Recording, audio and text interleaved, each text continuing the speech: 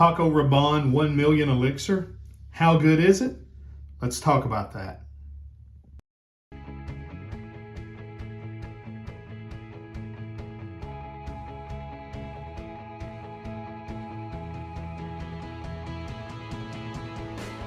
Hey friends, John from Proverbs 27:9 Fragrances here. And today we are talking about the newest release from Paco Rabanne, 1 Million Elixir. If you would, go ahead and make sure you're subscribed to the channel and you have the notification bell on.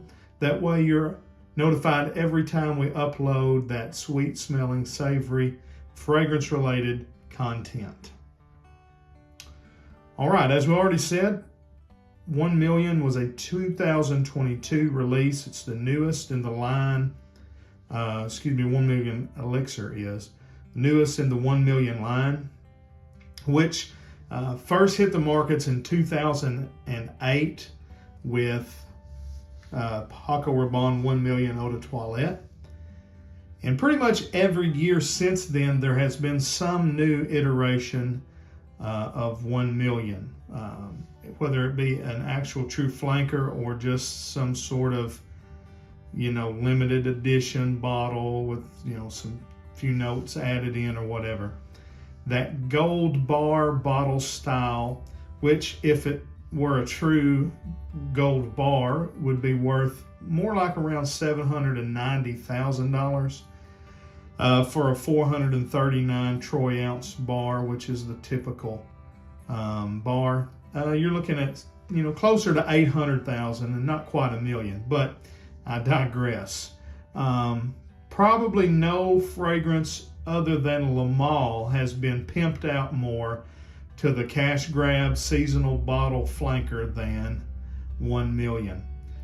From classics like 1 Million Absolutely Gold, 1 Million Monopoly Edition, 1 Million Pac-Man Edition, 1 Million Dollar Symbol Edition, and the list goes on and on. The main flankers, though, I would say are 1 Million Parfum, 1 Million Lucky, 1 Million Privé, and now 1 Million Elixir. Surprisingly, this is the very first Paco Rabanne fragrance that I personally have owned. My dad had the original Paco Rabanne, I guess Pour Homme, the green bottle with the, inclusive atomizer that everybody's familiar with. But I've never bought any Invictus, any of the 1 Millions, any of the, XS line or any of those. Didn't buy the robot one, Phantom or whatever. Their fragrances are just generally too sweet for my taste, at least in their modern fragrance line. But I got a sample, did a first impression on it back some time ago, and sweet fragrances are starting to grow on me a little bit, and I thought this was a really good one. So let's go over the presentation. Here is the box for 1 Million. One of the reasons why I like this is because they, it's a designer release and they put some extra, flair and pizzazz in their presentation. Of course, with the box here, I was going to show you this one thing. I mean, it's just a typical box. It's got the gold with the embossed 1 Million Elixir on the front there. There is a QR code inside. You can scan and get a chance to win an exclusive gift. I scanned that the day I got my bottle, and of course, the game was over. Womp, womp, womp. Here is the gold bar bottle that is iconic and everybody knows. I bought the 1.7, which is the 50 ml presentation, so it's a little squatty gold bar. This gold bar would be probably worth more around 400,000 than 1 million, but again, I would take it if somebody wants to give me one. But you can think it's tacky, gaudy. I think it's kind of cool. Built-in spray atomizer here on the back with the 1 million logo there. Placard on the bottom that's got all your information on it. I didn't check for batch code. I'm sure it's probably engraved on the plate. It's just really hard to see. You've got that nice dark amber colored bottle. And let's give it a spray. Check out the atomizer. Really good, especially for a built-in atomizer. Now, I haven't had a problem with it yet, but I would guess that you might get some leakage around this here. Kind of typical with built-in atomizers, but I haven't noticed it, so it may not be really a problem if it's designed well. Now, it is a fingerprint magnet, of course, but was a really good atomizer. Let's go ahead and go through the notes, and then I'll tell you how it smells. So, top notes here are apple and Davana. Middle notes are Damascus rose, osmanthus, and cedar. Base notes are vanilla absolute, tonka bean, and patchouli. So the fragrance opens up with a blast of sweetness from the tonka and the vanilla absolute. And I mean sweet. In fact, the first 20 minutes or so, it can be overly sweet. But once that goes away, it is really, really good. I've got the dry down here, and I probably waited a little too long. I'm in like hour 5 of the dry down, so it's starting to fade on my skin. But I can still smell the notes. I never pick up on too much of the top notes. Apple and Davana. I mean, so Davana is this bitter green note, and I'm not really getting a green bitter vibe. Maybe a hint of it there in the opening. There is a fruity nature to the opening, so I'm sure that is the apple, but it doesn't stick out like, oh, whoa, what is that apple fragrance you're wearing? Nothing like that.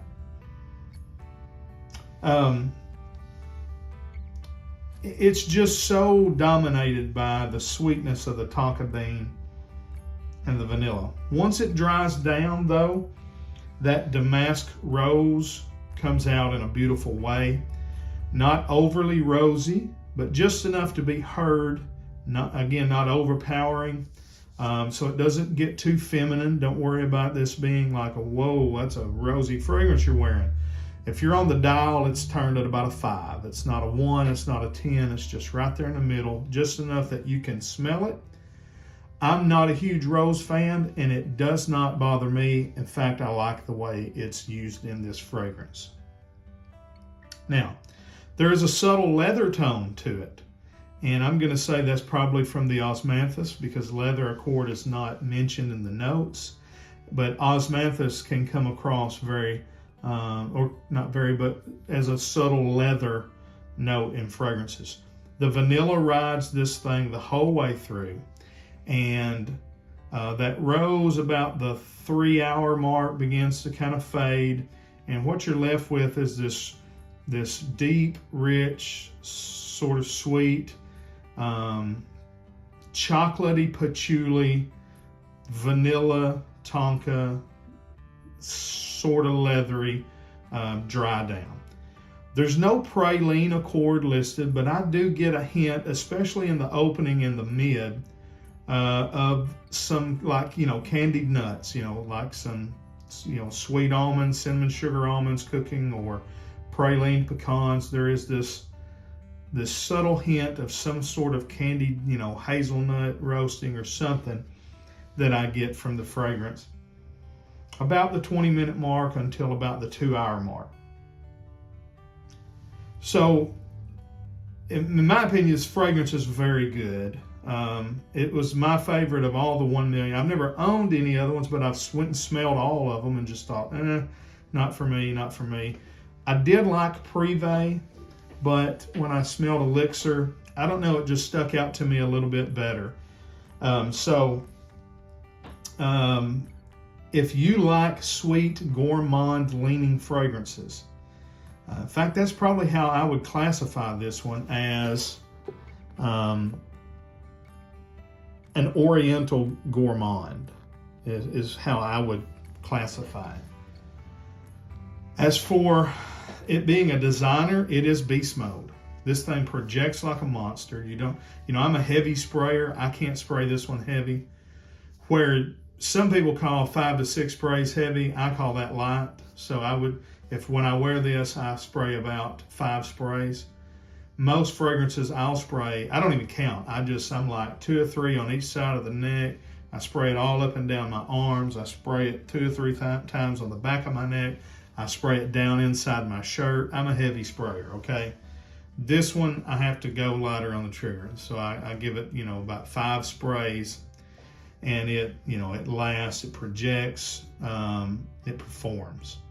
I've seen several people on Fragrantica saying that this doesn't perform long. I saw where several folks would kind of comment right when they got it and be like, oh, I love it, it's a monster and all that, and then they'd come back and kind of update and say, well, it didn't last near as long as I thought. And even some people saying after 2 hours is a skin scent.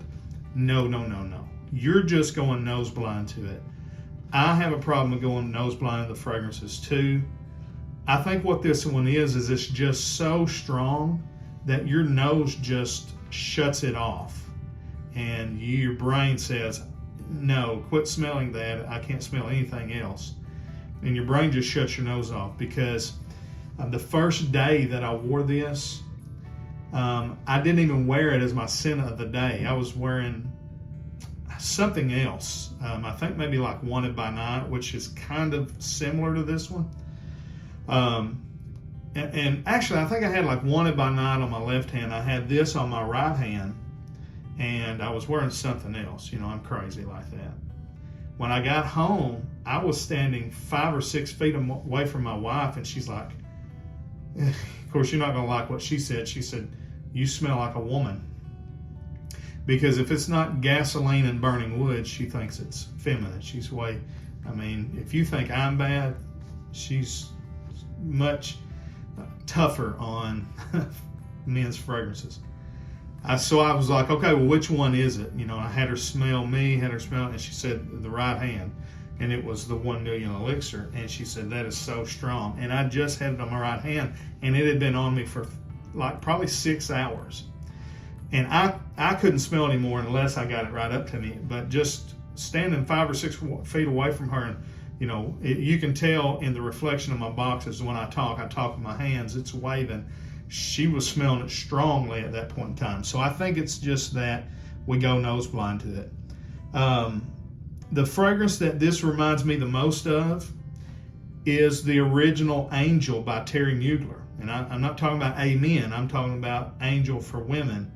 But that's not necessarily a bad thing. I think this fragrance is completely unisex. I think on a man it's going to smell fine. I don't think anybody other than, maybe my wife is going to think this is a straight up women's perfume, but I think women could wear this as well. I don't think it's too, like the cedar note, I would like it to be turned up.